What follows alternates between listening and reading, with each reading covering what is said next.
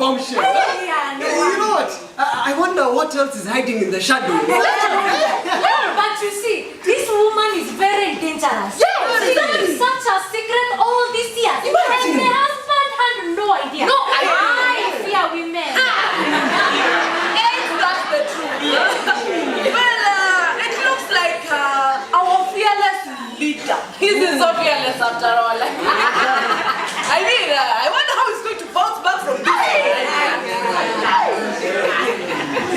But this is serious, guys.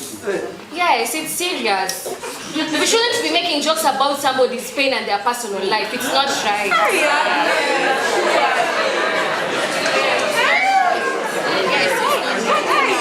It's not like we're going to solve any cases by mopping around. Exactly. Besides, it's not every day that you find out that your son is not really your son. Immediately after shooting a senior government official. Exactly. We are just trying to lighten up the mood a little. Things are getting a little green in this place. And of course, no one expected that the mighty Bintu could experience such a thing. Well, it's like even the best of us have skeletons in our closets, huh? Very true, very true. Poor Bintu. It seems as though his problems make mine look like child's play. Oh, I feel so sorry for him. Imagine finding out your entire life has been a lie. It must be terrible. Say that to the families of the men you've killed. Farai, she has a point. Yes. Yes, Nia, you're right. Thank you. This is not a laughing matter. Not. This is a tragedy, plain and simple. And at this time, we should be offering our support, not making jokes at someone else's expense. Yes. What she said. Agnes, you're right. Yes. You know, sometimes you forget that behind every badge, every uniform, there's a human being with struggles of their own. Exactly. We need to remember that now more than ever. You mean he's not my son? Of course he's my son. He is our son, Mariana. No, Bintu, he's not. You see, I had an affair. Years ago, before we were married, and I thought it was over, that it didn't mean anything, but clearly I was wrong. And now our son is gone. I can't bear the thought of losing you too. I don't understand what you're talking about, alright? I don't understand you, Mariana. How would you keep this away from me? Why would you lie to me for all these years, Mariana? I was afraid, Bintu. Afraid? Afraid of this reaction. Afraid that I will lose you. But I thought if I kept it a secret, it wouldn't matter. But clearly I was wrong. I was so wrong, Bintu. And now my son is gone. Everything that I have believed in, everything that I thought I knew, has been a lie. And now the state is going to send me to the hangman for what? For what, Mariana? Please, Bintu, I never meant to. Leave me alone, I never meant for any of this to happen. Look, I need time to process this, alright? I need time to process and come to the terms to the book. What am I even saying? I need time to process all this. I don't think I can forgive you or trust you ever again. Okay, I understand. Yeah, you understand. Oh my God. I understand if you can't forgive me, but please know that I love you more than anything in the world. And I will do anything to make things right, to earn back your trust, your love. Betrayal. Deceit. These two words do not even begin to capture the magnitude of what you have done to me. You have torn apart the very fabric of our lives. You have ripped away the love and the trust that has held us together for all these years, Mariana. How can I look at you? How can I look at your face when all that I see is lies and deception staring back at me? I know, Bintu. What do you know, Mariana? What do you know? I know I've hurt you in so many ways I can't begin to imagine. But please, know that it wasn't because I didn't love you. Because I didn't cherish every moment with you. It was because I was weak. Because I was scared of losing you, Bintu, of losing everything we've worked so hard for. Speak. Scared. Mariana, is that supposed to be an excuse for what you did? Is it supposed to make everything sound all right again? Because let me tell you, my dear, it does not even come close. You have shattered my world, Mariana. You have torn my soul. And for what? For what, Mariana? For safety? For comfort? What did you mean, eh? I know there's no excuse for what I've done, but please let me make it up to you. I'll do anything. Anything, Bintu, to unpack your plans. Mariana, I don't think I have it in my heart to forgive you. I don't think I can find it within me to trust you ever again. No. No. Everything that I believed, everything that I thought I knew has been shattered by your lies. Your lies have broken my trust in you into pieces. And I don't think I can put them back together. No. Got you.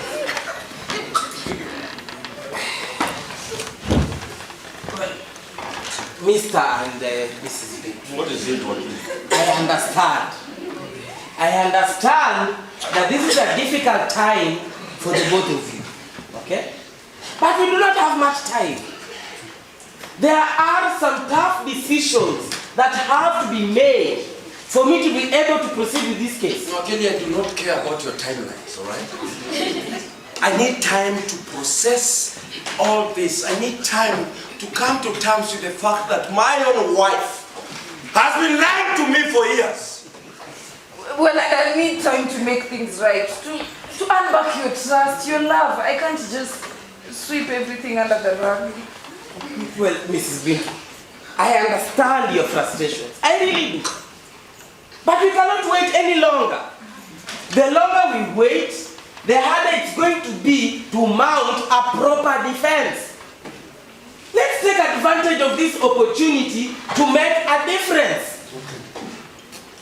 What options do we have? Or what do you suggest, Wakili? What do you suggest? Because, Wakili, I have just received the worst news ever from someone who claims to be my wife. The love of my life, for that matter. Wakili, and what about Bintu's confession? Oh my God. Shouldn't we consider it as a possible solution? Please, Mariana, keep your mouth shut, all right? I don't want to hear your voice. Every time you speak, you awaken in me hatred towards you. So if you don't want me to lose it, please, shut up! Mrs. Bintu, confessing will not work. You see, now is not the time to go around making deals with the oppressor.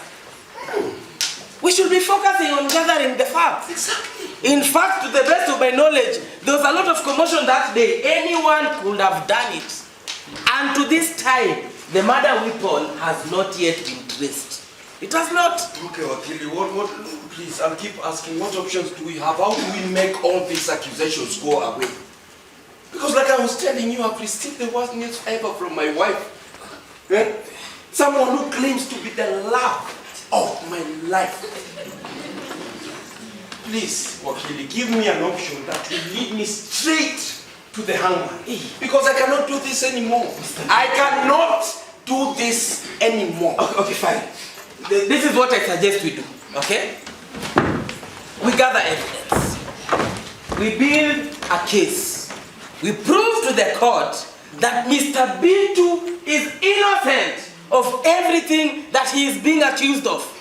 And we do everything in our power to clear his name, regardless of any obstacle that might come our way, okay? Look, just listen to me. Come, Mr. Bintu. We do not have much time before Inspector Bakari comes here and catches wind of whatever we are discussing. That is if they have not been listening in already. We need to maintain a united front. You need to let me handle this. Mr. Bintu, I need you to maintain your silence. No, Wakili, put yourself in my shoe. Bintu, Put yourself in my shoe. I need you to trust me. Okay. We need to remain united until we have a plan in place. Lest we find ourselves in even deeper waters. Okay? I will shut up until you give me a signal. But please remember, I am ready to die. Don't say that to my husband. Jasper. Wakili, we trust you. We trust you to lead us out of this, to find light at the end of the tunnel. Thank you. Thank you so much, Mrs. Bintu. In fact, right now, we should just prepare ourselves for anything that is going to come our way, alright? We need to remain united. We need to remain resolute in our pursuit of justice. And remember, no matter how dark night may seem, dawn will always break, bringing with it the promise of a new day.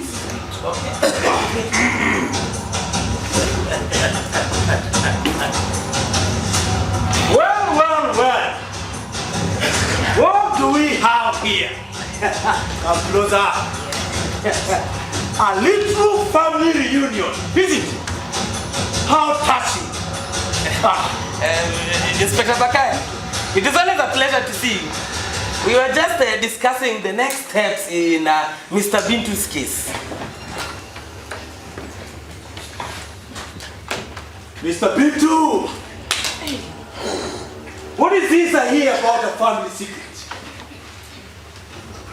I understand your wife has been keeping the juicy tidbit from you. It seems, eh? This is none of your business. And keep my wife's name out of your mouth. Oh! But it is my business! You see, everything that happens under my watch is my business. And I must say that I find this revelation quite enlightening. Wait! I'm talking. You see, Mr. Bintu, you've been living a lie. A lie that is about to come down, crashing on you. You have no right to speak to us like that. Oh! You know, in fact, we demand to know why we are here. Yes. Why my husband is being held without cause. You demand. Yes. Yes, I demand. You demand. Yes, I demand. You demand. You have no right to demand, woman. In fact, you are lucky that I'm not throwing you in with your husband as an accessory to the attempted murder. But do not think for a second I won't if you continue pushing me. Hey, Inspector! What? Inspector. What? I must insist that you refrain from talking or touching my client like that. Or else what? My client has a right. Oh! Rights which you seem too eager to trample on. Rights? Yes. What rights? What rights? The only rights you have are the ones that I give you. In fact, right now, I'm giving you the right to live. Your time is up. Get out of my station. Very well, Inspector. Yes. You may intimidate us. May, mandatory. But mark my words, Inspector, we shall prevail. We shall. Get out before I change my mind. You shall see about that. We shall see about that indeed. Get out! I will not leave my husband's side.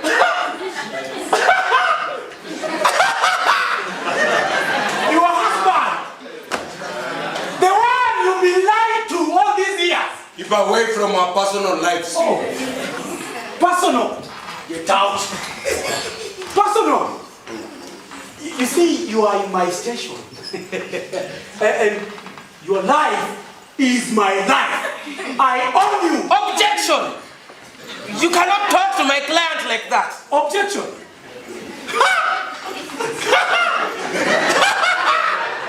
Objection. This is not a courtroom, young man. And you, I gave you an option. Didn't your wife tell you about it? I will not do it. Oh, you won't. I will not confess. Oh, you won't. I will not confess to a crime that I did not commit. Oh. You can do whatever you want to do to me, but I will not be cowed. My conscience is clear now.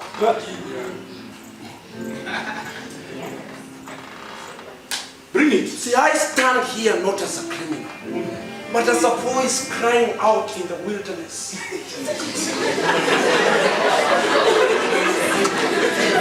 As a lone beacon of truth in a sea full of lies. See, my actions, though deemed radical by some, were born out of necessity. What necessity? Out of the burning desire to seek justice in a world where justice has become a commodity for the highest bidder. My son, well, at least I thought he was my flesh and blood, was ripped from this world by the very hands that swore to protect him. Not by fate or some twist of destiny, but by the very cold and calculated actions of a regime that seems to care more about power than anything else. And I, as a father, as a man driven by love and the thirst for righteousness, could not stand by and watch as the memory of my son was tarnished by the silence of the masses. Look, for far too long, we have been cowered in fear. For a very long time, we have been afraid of speaking against the injustices that seem to plague this society. But I say to you now, fear is the enemy of progress. We must stand above fear. Because when we stand and when we lose our fear, you lose your power. See, my actions may have been extreme. Oh, yeah. But so they were born out of something, all right? Oh, they were born out of. My actions were born out of love. Out of love for my son, the love for my wife, and the love for my family, and the love for this country. And even though the road ahead of us may be full of danger and uncertainty, I will fight. I will continue to fight. I will fight and continue being the very beacon of hope in a world shrouded by darkness. But right now I feel defeated. I feel defeated that I may have done all this for nothing, thanks to my wife. Mr. Bintu, I must advise that you don't say anything else. No, let him talk. Let him confess. This is good. This is good. You see, this will be the shortest trial in the entire. By Monday morning, you will be pulling your legs at the meeting and your heels. You see, I don't see the point of dragging this anymore. And let this be a lesson to the so-called revolutionaries out there. Your time is up. It is up.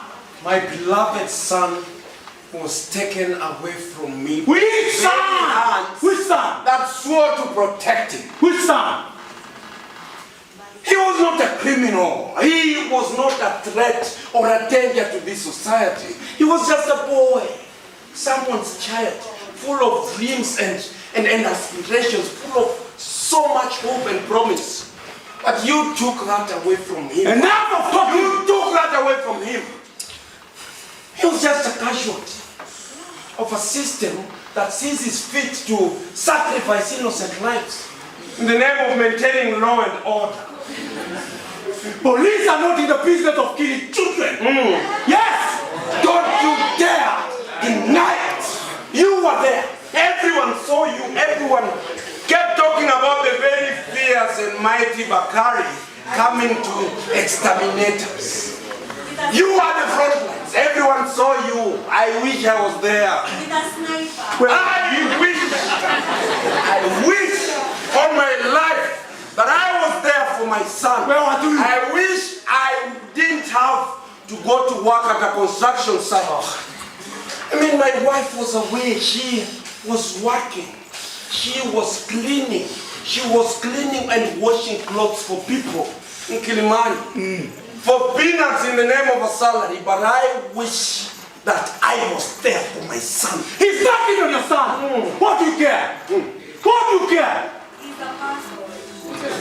I'm sick and tired of everything different on us.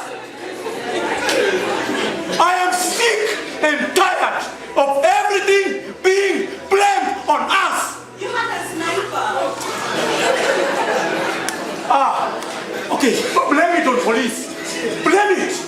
Isn't that the way of things in this country? Isn't that the way of things in this country? Every tragedy, every injustice, every evil and failure of the society, they all land squarely on our shoulders. You say we are the villains. Yes, you are. You call us the monsters in the night. You brand us the faces of the corrupt and the broken system. But do any of you ever stop and think of the circumstances that force our hands? Do you? Do you understand the pressure that we face? The impossible choices that we must make? No!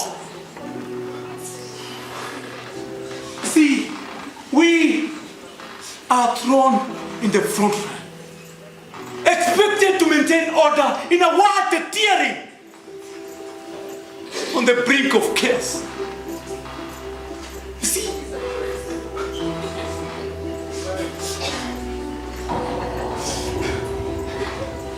we do what we must do to keep peace, to protect the many, even if it means making sacrifices, even if it means getting our hands dirty. You think we enjoy this? Of course, you look like you do. Yes. You think we enjoy this? Yes. You think we revel in the power, in the control? Yes. No! Yes. No! Yes. Every decision, every action is a weight to my soul. A burden I carry with me every single day. Again, we do what we must do to keep peace. Which peace? Sometimes things go wrong. Sometimes innocent lives are caught in the crossfire. You had a sniper.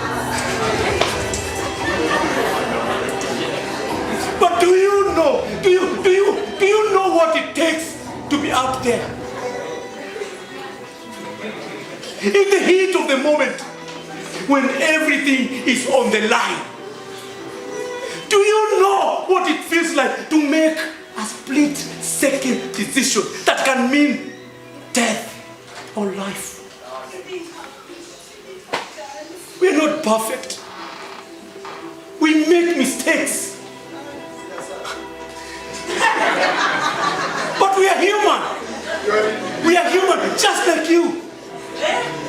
We bleed, we cry, we feel pain of every loss, of every failure.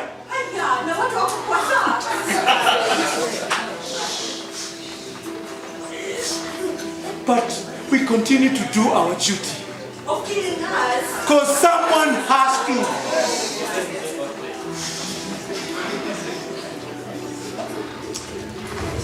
someone has to stand up and face the darkness, even if it means getting into it.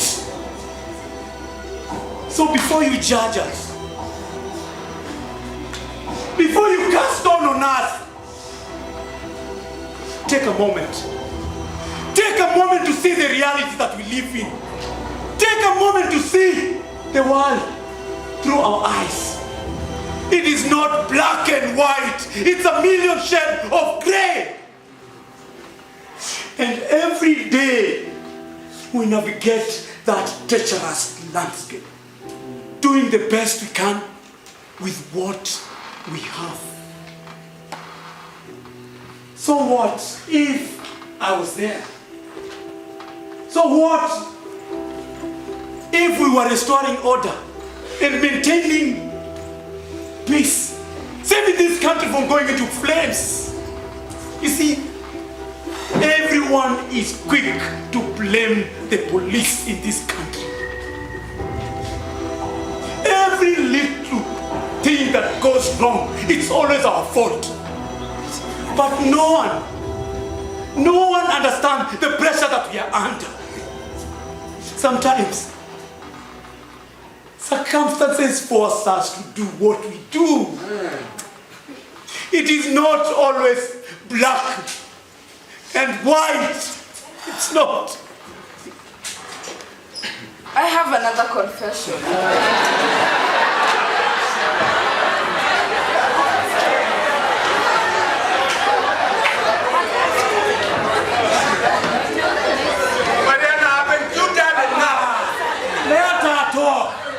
Come on. This ought to be good. It ought to be good. Tell us, what more secrets do you have? You know, this isn't just about me anymore. It's about all of us. Huh? And especially you, Bakar. What more could there be? Huh? You see, I've been thinking, remembering. It was years ago, before Bintu and I got married. I was at a club, feeling lost and alone. And then I met someone. And in a moment of weakness, I got pregnant. What does that have to do with me? All this time, I've been trying to place where you look so familiar, Bakari.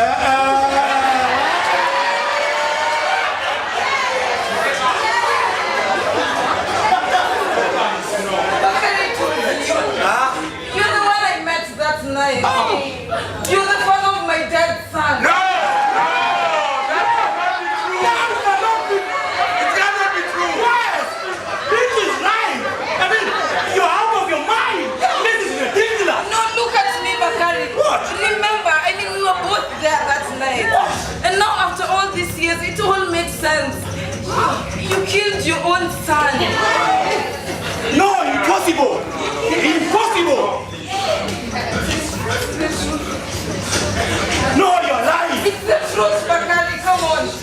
You know, I remember your face, and your voice, and your ugly laughter that night. You killed your own blood, Bakari. And nothing will ever change that.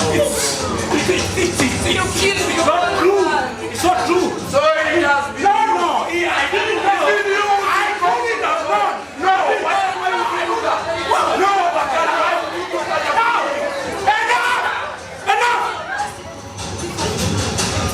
Why would you do such a thing? Enough! You and you out! Out! I take down!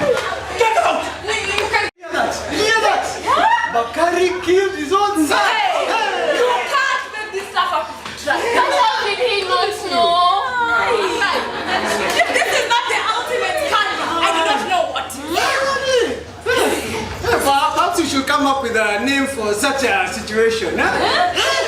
You know, drama like this should be on TV.